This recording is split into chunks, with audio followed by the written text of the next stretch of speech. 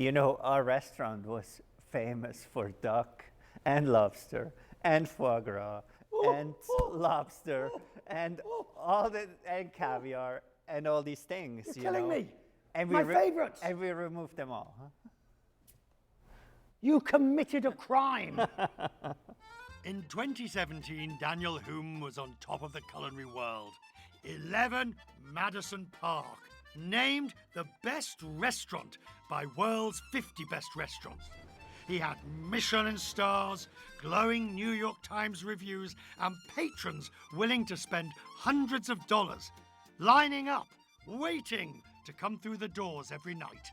A few years on, after a pandemic and a revelation, Chef Humm changed everything. All of a sudden, I found this new energy and this connection to food as a language. So then when it was time to reopen the restaurant, I felt like we had a responsibility to use this platform for change, for a more sustainable food system. The move made headlines in the culinary world because it was a decision that changed the entire identity of this successful celebrity New York institution. One doesn't wake up on an average Tuesday morning in October and say, I'm going to go plant-based.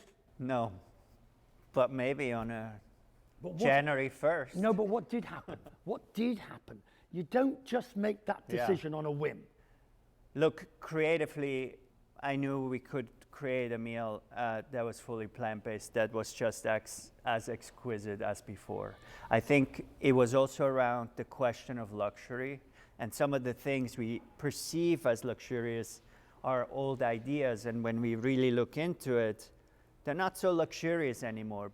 Do we really need to fly in Kobe beef from Japan that comes in a frozen block in a cardboard box that then is one of the most luxurious items on the menu? We did all of that, but I think the pandemic has really given us some time to rethink. Is it more expensive, your ingredients, to do plant-based? You know, it's like running our own farm is expensive because there's just a lot of cost even beyond just the ingredients, just the running a farm for 12 months a year.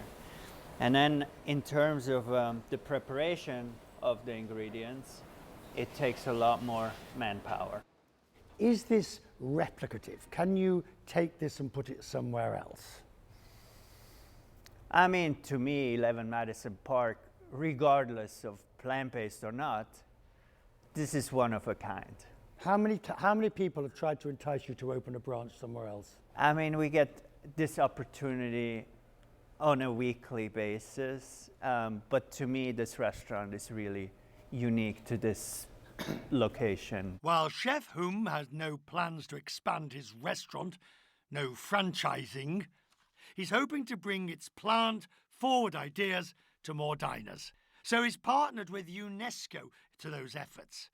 The agency's named him their first ever Goodwill Ambassador for Food Education. You know, this is a little restaurant on a corner, you know, of a street in New York. And now to have this sort of partner to spread what we're doing further, I think it can be very powerful. I do wonder whether, I mean, just watching you then, you were doing a really good arse shucks.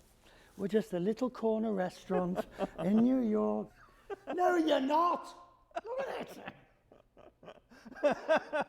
It's a glorious room, one of the most well-known restaurants in the world, and you've got a legacy to hold on to. Or to build, really. I think that's what's exciting for me coming out of the pandemic, to kind of figure out, okay, what is our legacy?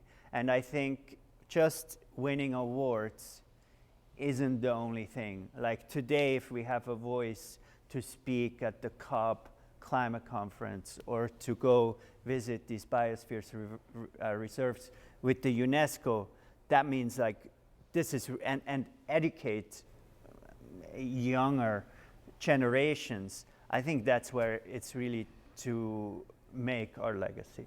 And it's not in winning the the 3 stars and the #1 in the world. So I think the work has really, we've created a platform, but now I think the work is just starting.